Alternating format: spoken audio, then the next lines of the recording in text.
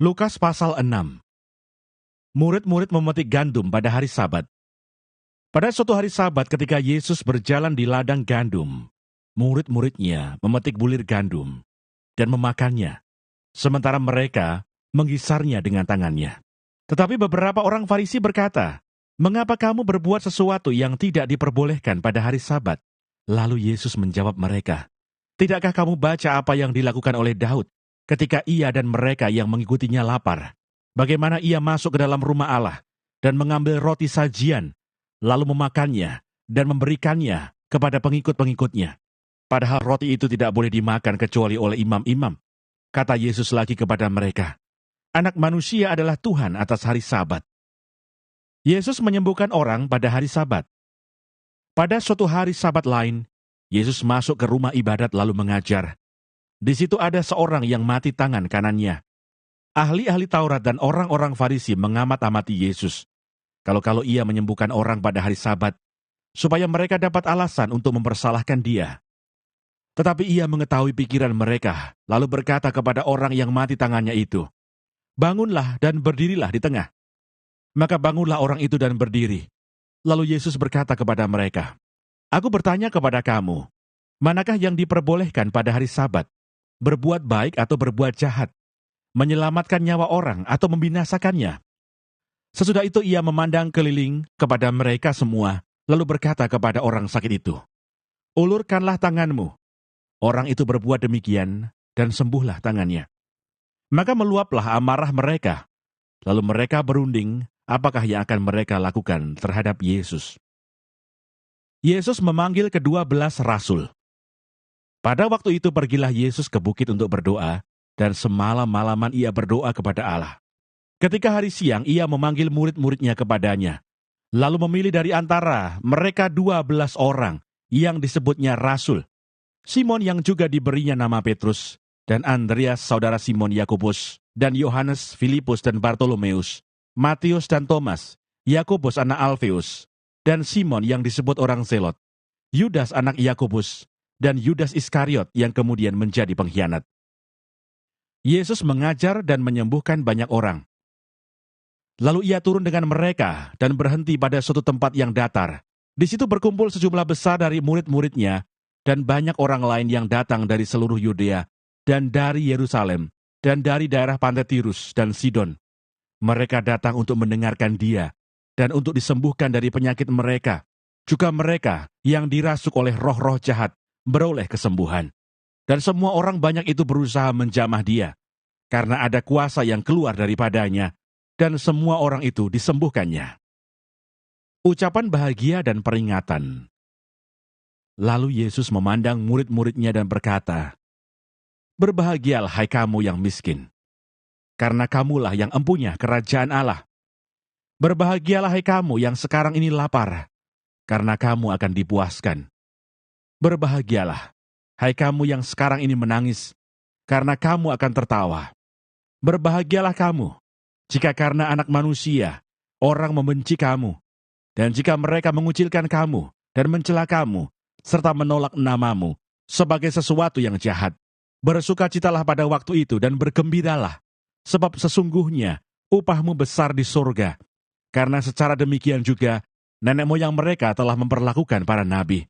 Tetapi celakalah kamu, hai kamu yang kaya, karena dalam kekayaanmu kamu telah memperoleh penghiburanmu. Celakalah kamu yang sekarang ini kenyang, karena kamu akan lapar. Celakalah kamu yang sekarang ini tertawa, karena kamu akan berduka cita dan menangis. Celakalah kamu jika semua orang memuji kamu, karena secara demikian juga nenek moyang mereka telah memperlakukan nabi-nabi palsu. Kasihilah musuhmu. Tetapi kepada kamu yang mendengarkan aku berkata, kasihilah musuhmu, berbuatlah baik kepada orang yang membenci kamu, mintalah berkat bagi orang yang mengutuk kamu, berdoalah bagi orang yang mencaci kamu. Barang siapa menampar pipimu yang satu, berikanlah juga kepadanya pipimu yang lain. Dan barang siapa yang mengambil jubahmu, biarkan juga ia mengambil bajumu. Berilah kepada setiap orang yang meminta kepadamu, dan janganlah meminta kembali kepada orang yang mengambil kepunyaanmu. Dan sebagaimana kamu kehendaki, supaya orang perbuat kepadamu, perbuatlah juga demikian kepada mereka. Dan jikalau kamu mengasihi orang yang mengasihi kamu, apakah jasamu?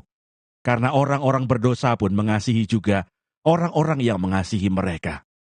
Sebab jikalau kamu berbuat baik kepada orang yang berbuat baik kepada kamu, apakah jasamu? Orang-orang berdosa pun berbuat demikian. Dan jikalau kamu meminjamkan sesuatu kepada orang, karena kamu berharap akan menerima sesuatu daripadanya, apakah jasamu? Orang-orang berdosa pun meminjamkan kepada orang-orang berdosa, supaya mereka menerima kembali sama banyak. Tetapi kamu, kasihilah musuhmu, dan berbuatlah baik kepada mereka, dan pinjamkan dengan tidak mengharapkan balasan. Maka upahmu akan besar, dan kamu akan menjadi anak-anak Allah yang Maha Tinggi. Sebab Ia baik terhadap orang-orang yang tidak tahu berterima kasih, dan terhadap orang-orang jahat. Hendaklah kamu murah hati, sama seperti Bapamu adalah murah hati. Hal menghakimi. Janganlah kamu menghakimi, maka kamu pun tidak akan dihakimi. Dan janganlah kamu menghukum, maka kamu pun tidak akan dihukum. Ampunilah dan kamu akan diampuni. Berilah dan kamu akan diberi. Suatu takaran yang baik, yang dipadatkan, yang dikoncang, dan yang tumpah keluar, akan dicurahkan ke dalam ribaanmu. Sebab ukuran yang kamu pakai untuk mengukur, akan diukurkan kepadamu. Yesus mengatakan pula suatu perumpamaan kepada mereka. Dapatkah orang buta menuntun orang buta? Bukankah keduanya akan jatuh ke dalam lubang? Seorang murid tidak lebih daripada gurunya. Tetapi barang siapa yang telah tamat pelajarannya, akan sama dengan gurunya. Mengapakah engkau melihat selumbar di dalam mata saudaramu, sedangkan balok di dalam matamu sendiri tidak engkau ketahui? Bagaimanakah engkau dapat berkata kepada saudaramu, "Saudara, biarlah aku mengeluarkan selumbar yang ada di dalam matamu," padahal balok yang di dalam matamu tidak engkau lihat? Hai orang munafik, keluarkanlah dahulu balok dari matamu, maka engkau akan melihat dengan jelas untuk mengeluarkan selumbar itu dari mata saudaramu. Pohon dan buahnya. Karena tidak ada pohon yang baik yang menghasilkan buah yang tidak baik, dan juga tidak ada pohon yang tidak baik yang menghasilkan buah yang baik. Sebab setiap pohon dikenal pada buahnya. Karena dari semak duri orang tidak memetik buah ara, dan dari duri-duri tidak memetik buah anggur. Orang yang baik mengeluarkan barang yang baik dari perbendaharaan hatinya yang baik, dan orang yang jahat mengeluarkan barang yang jahat dari perbendaharaannya yang jahat. Karena yang diucapkan mulutnya meluap dari hatinya. 2 macam dasar. Mengapa kamu berseru kepadaku, "Tuhan, Tuhan," padahal kamu tidak melakukan apa yang aku katakan? Setiap orang yang datang kepadaku dan mendengarkan perkataanku serta melakukannya, aku akan menyatakan kepadamu dengan siapa ia dapat disamakan. Ia sama dengan seorang yang mendirikan rumah. Orang itu menggali dalam-dalam dan meletakkan dasarnya di atas batu. Ketika datang air bah dan banjir melanda rumah itu tidak dapat dikoyahkan, karena rumah itu kokoh dibangun. Akan tetapi, barang siapa mendengar perkataanku, tetapi tidak melakukannya, ia sama dengan seorang yang mendirikan rumah di atas tanah tanpa dasar. Ketika banjir melandanya, rumah itu segera rubuh, dan hebatlah kerusakannya.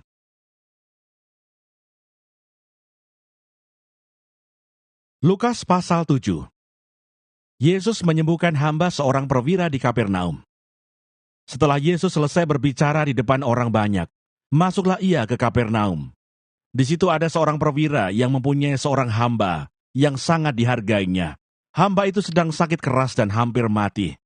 Ketika perwira itu mendengar tentang Yesus, ia menyuruh beberapa orang tua-tua Yahudi kepadanya untuk meminta supaya ia datang dan menyembuhkan hambanya. Mereka datang kepada Yesus dan dengan sangat mereka meminta pertolongannya, katanya. Ia layak engkau tolong, sebab ia mengasihi bangsa kita, dan dialah yang menanggung pembangunan rumah ibadat kami. Lalu Yesus pergi bersama-sama dengan mereka. Ketika ia tidak jauh lagi dari rumah perwira itu menyuruh sahabat-sahabatnya untuk mengatakan kepadanya, "Tuan, janganlah bersusah-susah, sebab aku tidak layak menerima Tuan di dalam rumahku. Sebab itu aku juga menganggap diriku tidak layak untuk datang kepadamu. Tetapi katakan saja sepatah kata, maka hambaku itu akan sembuh. Sebab aku sendiri seorang bawahan, dan di bawahku ada pula prajurit. Jika aku berkata kepada salah seorang prajurit itu pergi, maka ia pergi. Dan kepada seorang lagi datang, maka ia datang. Ataupun kepada hambaku, kerjakanlah ini, maka ia mengerjakannya. Setelah Yesus mendengar perkataan itu, ia heran akan dia. Dan sambil berpaling kepada orang banyak yang mengikuti dia, ia berkata, "Aku berkata kepadamu, iman sebesar ini tidak pernah aku jumpai, sekalipun di antara orang Israel." Dan setelah orang-orang yang disuruh itu kembali ke rumah, didapatinya hamba itu telah sehat kembali. Yesus membangkitkan anak muda di Nain. Kemudian Yesus pergi ke suatu kota yang bernama Nain. Murid-muridnya pergi bersama-sama dengan dia, dan juga orang banyak menyertainya berbondong-bondong.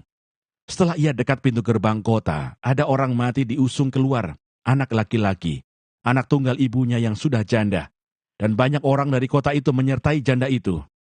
Dan ketika Tuhan melihat janda itu, tergeraklah hatinya oleh belas kasihan. Lalu ia berkata kepadanya, "Jangan menangis." Sambil menghampiri usungan itu ia menyentuhnya, dan sedang para pengusung berhenti ia berkata, "Hai anak muda, aku berkata kepadamu, bangkitlah."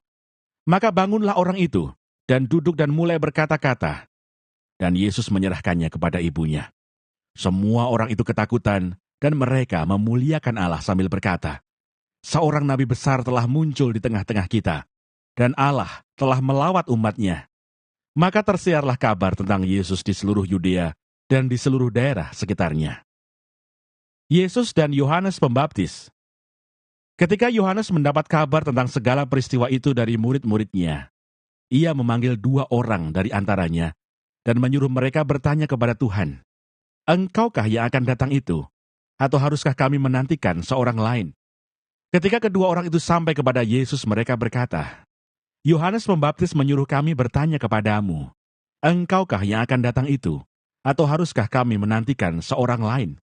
Pada saat itu Yesus menyembuhkan banyak orang dari segala penyakit dan penderitaan dan dari roh-roh jahat, dan ia mengaruniakan penglihatan kepada banyak orang buta. Dan Yesus menjawab mereka, "Pergilah dan katakanlah kepada Yohanes apa yang kamu lihat dan kamu dengar. Orang buta melihat, orang lumpuh berjalan, orang kusta menjadi tahir, orang tuli mendengar, orang mati dibangkitkan, dan kepada orang miskin diberitakan kabar baik. Dan berbahagialah orang yang tidak menjadi kecewa dan menolak aku." Setelah suruhan Yohanes itu pergi, mulailah Yesus berbicara kepada orang banyak itu tentang Yohanes. "Untuk apakah kamu pergi ke padang gurun? Melihat buluh yang digoyangkan angin kian kemari? Atau untuk apakah kamu pergi? Melihat orang yang berpakaian halus? Orang yang berpakaian indah dan yang hidup mewah, tempatnya di istana raja. Jadi untuk apakah kamu pergi? Melihat nabi? Benar, dan aku berkata kepadamu, bahkan lebih daripada nabi. Karena tentang dia ada tertulis, 'Lihatlah, aku menyuruh utusanku mendahului engkau. Ia akan mempersiapkan jalanmu di hadapanmu.' Aku berkata kepadamu, di antara mereka yang dilahirkan oleh perempuan, tidak ada seorang pun yang lebih besar daripada Yohanes. Namun yang terkecil dalam kerajaan Allah lebih besar daripadanya." Seluruh orang banyak yang mendengar perkataannya, termasuk para pemungut cukai, mengakui kebenaran Allah, karena mereka telah memberi diri dibaptis oleh Yohanes. Tetapi orang-orang Farisi dan ahli-ahli Taurat menolak maksud Allah terhadap diri mereka, karena mereka tidak mau dibaptis oleh Yohanes. Kata Yesus, "Dengan apakah akan kuumpamakan orang-orang dari angkatan ini? Dan dengan apakah mereka itu sama? Mereka itu seumpama anak-anak yang duduk di pasar dan yang saling menyerukan, 'Kami meniup seruling bagimu, tetapi kamu tidak menari. Kami menyanyikan kidung duka, tetapi kamu tidak menangis.' Karena Yohanes Pembaptis datang, ia tidak makan roti dan tidak minum anggur. Dan kamu berkata, 'Ia kerasukan setan.' Kemudian Anak Manusia datang, ia makan dan minum, dan kamu berkata, 'Lihatlah, ia seorang pelahap dan peminum, sahabat pemungut cukai dan orang berdosa.' Tetapi hikmat dibenarkan oleh semua orang yang menerimanya." Yesus diurapi oleh perempuan berdosa. Seorang Farisi mengundang Yesus untuk datang makan di rumahnya. Yesus datang ke rumah orang Farisi itu, lalu duduk makan. Di kota itu ada seorang perempuan yang terkenal sebagai seorang berdosa. Ketika perempuan itu mendengar bahwa Yesus sedang makan di rumah orang Farisi itu, datanglah ia membawa sebuah buli-buli pualam berisi minyak wangi. Sambil menangis ia pergi berdiri di belakang Yesus dekat kakinya, lalu membasahi kakinya itu dengan air matanya, dan menyekanya dengan rambutnya. Kemudian ia mencium kakinya, dan meminyakinya dengan minyak wangi itu. Ketika orang Farisi yang mengundang Yesus melihat hal itu, ia berkata dalam hatinya, "Jika ia ini nabi, tentu ia tahu siapakah dan orang apakah perempuan yang menjamahnya ini. Tentu ia tahu bahwa perempuan itu adalah seorang berdosa." Lalu Yesus berkata kepadanya, "Simon, ada yang hendak kukatakan kepadamu." Sahut Simon, "Katakanlah, Guru." Ada dua orang yang berhutang kepada seorang pelepas uang. Yang seorang berhutang 500 dinar, yang lain 50. Karena mereka tidak sanggup membayar, maka ia menghapuskan hutang kedua orang itu. "Siapakah di antara mereka yang akan terlebih mengasihi dia?" Jawab Simon, "Aku kira dia yang paling banyak dihapuskan hutangnya." Kata Yesus kepadanya, "Betul pendapatmu itu." Dan sambil berpaling kepada perempuan itu, ia berkata kepada Simon, "Engkau lihat perempuan ini. Aku masuk ke rumahmu, namun engkau tidak memberikan aku air untuk membasuh kakiku. Tetapi dia membasahi kakiku dengan air mata dan menyekanya dengan rambutnya. Engkau tidak mencium aku, tetapi sejak aku masuk ia tiada henti-hentinya mencium kakiku. Engkau tidak meminyaki kepalaku dengan minyak, tetapi dia meminyaki kakiku dengan minyak wangi. Sebab itu aku berkata kepadamu, dosanya yang banyak itu telah diampuni, sebab ia telah banyak berbuat kasih. Tetapi orang yang sedikit diampuni, sedikit juga ia berbuat kasih." Lalu ia berkata kepada perempuan itu, "Dosamu telah diampuni." Dan mereka yang duduk makan bersama dia berpikir dalam hati mereka, "Siapakah ia ini, sehingga ia dapat mengampuni dosa?" Tetapi Yesus berkata kepada perempuan itu, "Imanmu telah menyelamatkan engkau. Pergilah dengan selamat." Lukas pasal 8. Perempuan-perempuan yang melayani Yesus. Tidak lama sesudah itu Yesus berjalan berkeliling dari kota ke kota dan dari desa ke desa, memberitakan Injil Kerajaan Allah. Ke-12 muridnya bersama-sama dengan dia, dan juga beberapa orang perempuan yang telah disembuhkan dari roh-roh jahat atau berbagai penyakit, yaitu Maria yang disebut Magdalena, yang telah dibebaskan dari 7 roh jahat, Yohanes istri Kusa, bendahara Herodes, Susana, dan banyak perempuan lain. Perempuan-perempuan ini melayani rombongan itu dengan kekayaan mereka. Perumpamaan tentang seorang penabur. Ketika orang banyak berbondong-bondong datang, yaitu orang-orang yang dari kota ke kota, menggabungkan diri pada Yesus, berkatalah ia dalam suatu perumpamaan. Adalah seorang penabur, keluar untuk menaburkan benihnya. Pada waktu ia menabur, sebagian benih itu jatuh di pinggir jalan, lalu diinjak orang, dan burung-burung di udara memakannya sampai habis. Sebagian jatuh di tanah yang berbatu-batu, dan setelah tumbuh ia menjadi kering karena tidak mendapat air. Sebagian lagi jatuh di tengah semak duri, dan semak itu tumbuh bersama-sama dan menghimpitnya sampai mati. Dan sebagian jatuh di tanah yang baik, dan setelah tumbuh berbuah 100 kali lipat. Setelah berkata demikian, Yesus berseru, "Siapa mempunyai telinga untuk mendengar, hendaklah ia mendengar." Murid-muridnya bertanya kepadanya, "Apa maksud perumpamaan itu?" Lalu ia menjawab, "Kepadamu diberi karunia untuk mengetahui rahasia kerajaan Allah. Tetapi kepada orang-orang lain hal itu diberitakan dalam perumpamaan, supaya sekalipun memandang, mereka tidak melihat, dan sekalipun mendengar, mereka tidak mengerti. Inilah arti perumpamaan itu. Benih itu ialah firman Allah, yang jatuh di pinggir jalan itu ialah orang yang telah mendengarnya. Kemudian datanglah iblis, lalu mengambil firman itu dari dalam hati mereka, supaya mereka jangan percaya dan diselamatkan. Yang jatuh di tanah yang berbatu-batu itu ialah orang, yang setelah mendengar firman itu, menerimanya dengan gembira. Tetapi mereka itu tidak berakar. Mereka percaya sebentar saja, dan dalam masa pencobaan mereka murtad. Yang jatuh dalam semak duri ialah orang yang telah mendengar firman itu, dan dalam pertumbuhan selanjutnya, mereka terhimpit oleh kekhawatiran dan kekayaan dan kenikmatan hidup, sehingga mereka tidak menghasilkan buah yang matang. Yang jatuh di tanah yang baik itu ialah orang yang setelah mendengar firman itu, menyimpannya dalam hati yang baik, dan mengeluarkan buah dalam ketekunan.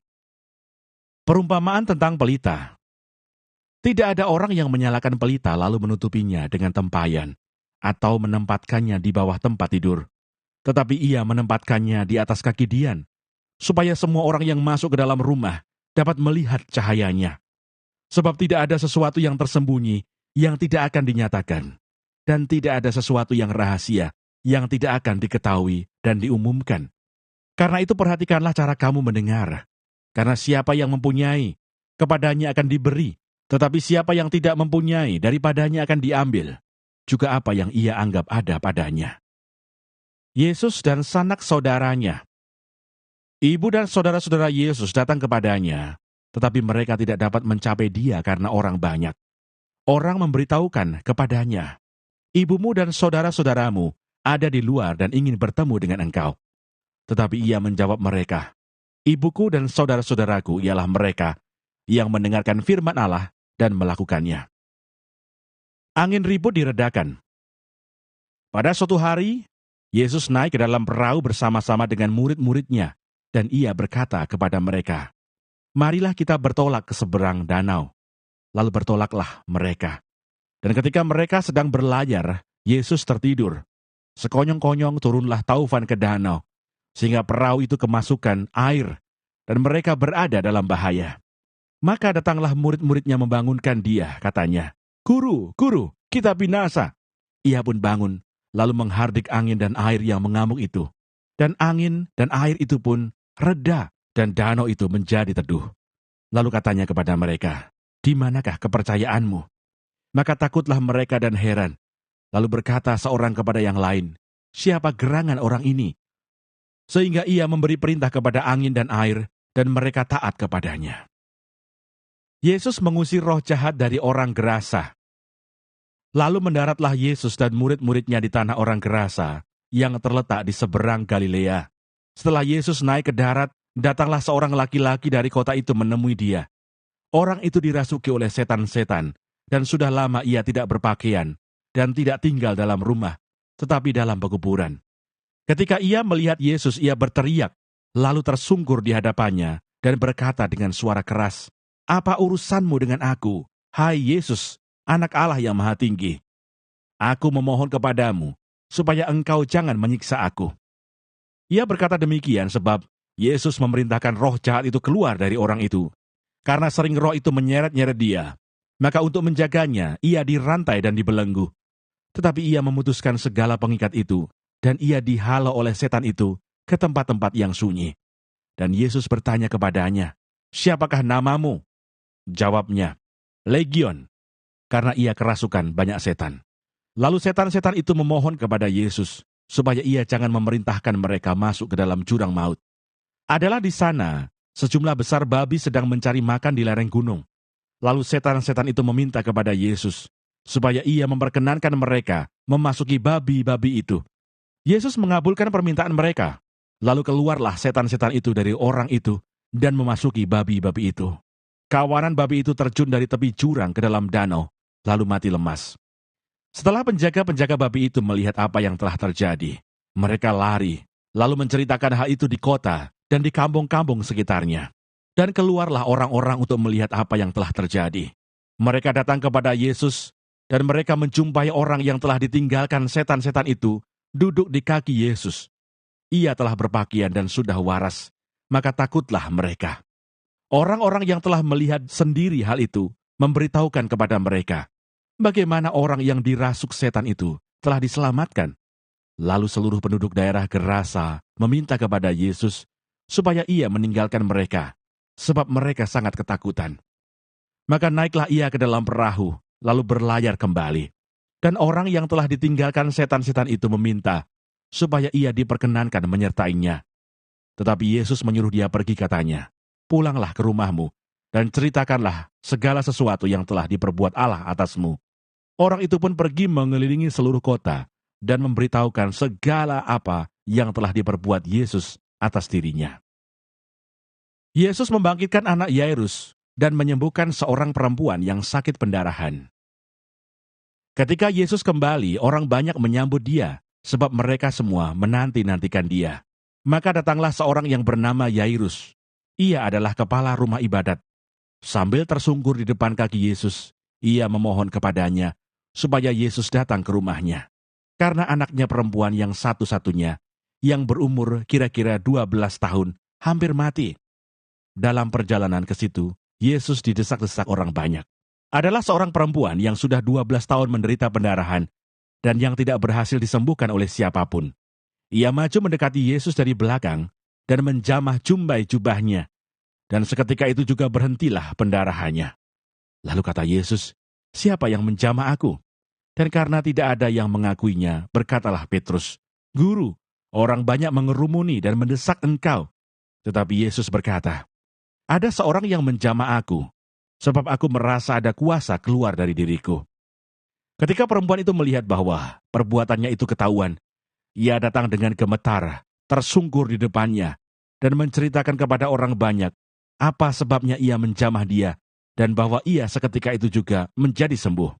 Maka katanya kepada perempuan itu, "Hai anakku, imanmu telah menyelamatkan engkau, pergilah dengan selamat." Ketika Yesus masih berbicara, datanglah seorang dari keluarga kepala rumah ibadat itu dan berkata, "Anakmu sudah mati, jangan lagi engkau menyusah-nyusahkan guru." Tetapi Yesus mendengarnya dan berkata kepada Yairus, "Jangan takut, percaya saja, dan anakmu akan selamat." Setibanya di rumah Yairus, Yesus tidak memperbolehkan seorang pun ikut masuk dengan dia, kecuali Petrus, Yohanes dan Yakobus, dan ayah anak itu, serta ibunya. Semua orang menangis dan meratapi anak itu. Akan tetapi Yesus berkata, "Jangan menangis, ia tidak mati, tetapi tidur." Mereka menertawakan dia, karena mereka tahu bahwa anak itu telah mati. Lalu Yesus memegang tangan anak itu dan berseru katanya, "Hai anak, bangunlah." Maka kembalilah roh anak itu, dan seketika itu juga ia bangkit berdiri. Lalu Yesus menyuruh mereka memberi anak itu makan, dan takjublah orang tua anak itu. Tetapi Yesus melarang mereka memberitahukan kepada siapapun juga apa yang terjadi itu.